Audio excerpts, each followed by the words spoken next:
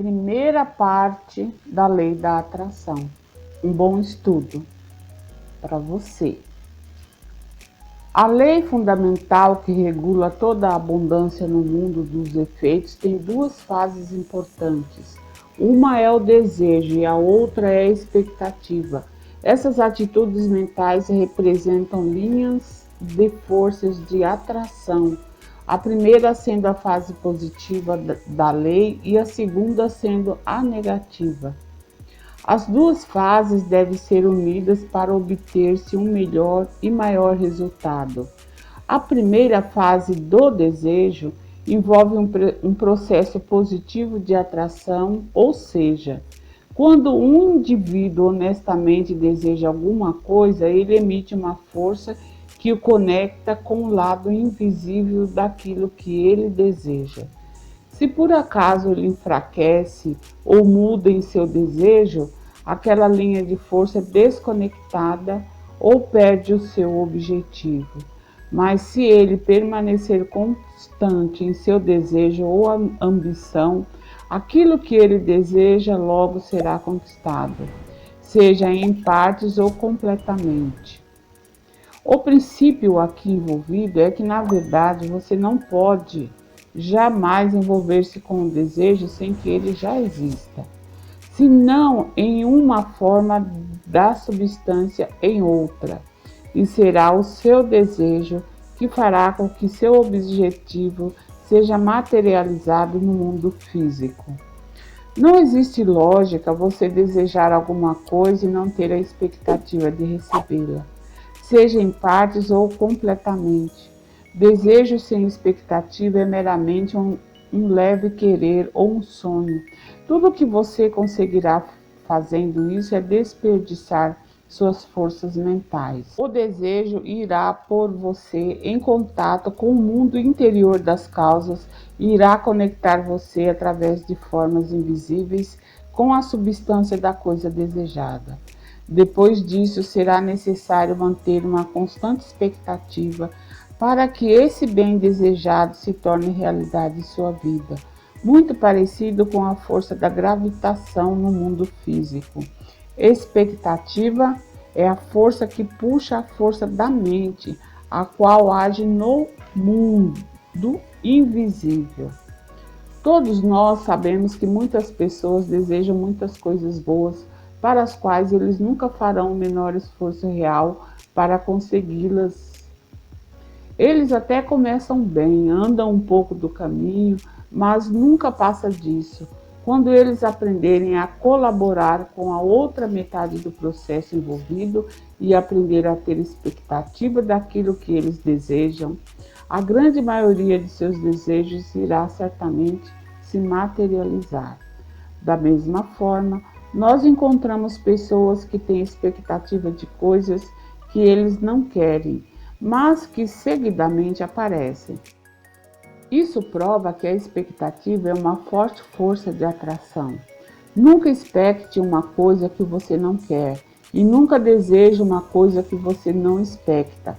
Quando você expecta por alguma coisa que você não deseja, você atrai o não desejado.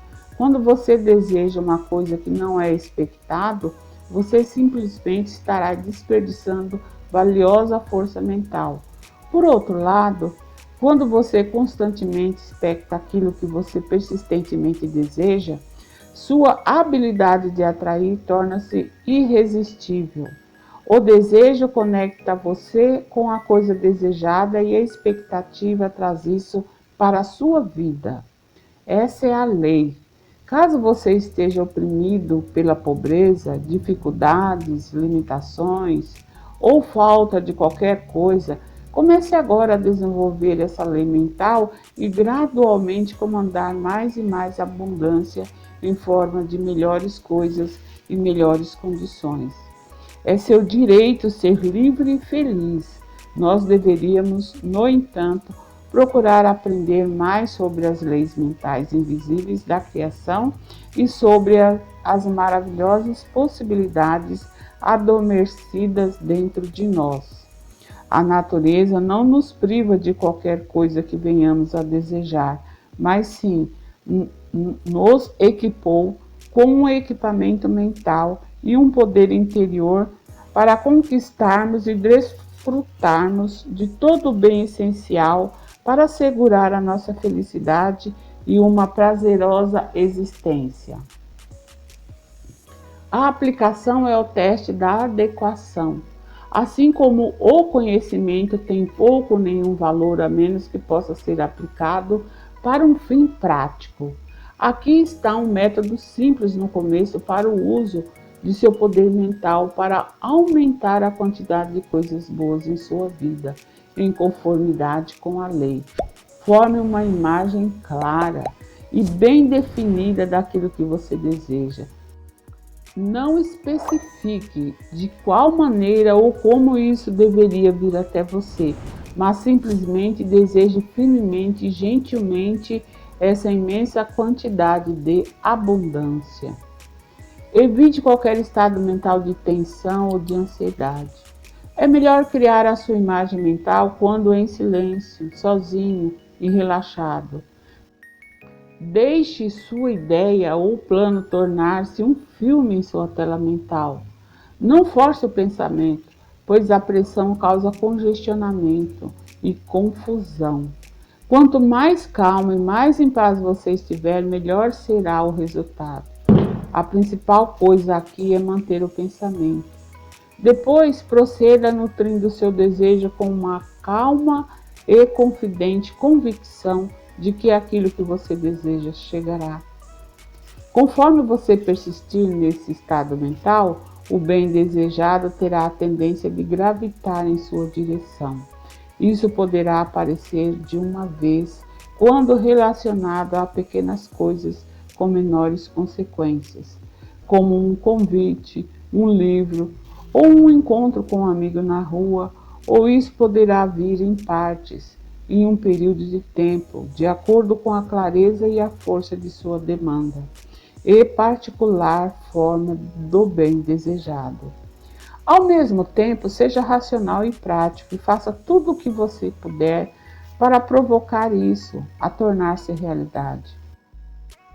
Eu tenho pouco confiança no Senhor respondendo àqueles que ficam sentados e esperando por seus desejos serem realizados e caírem em seu colo.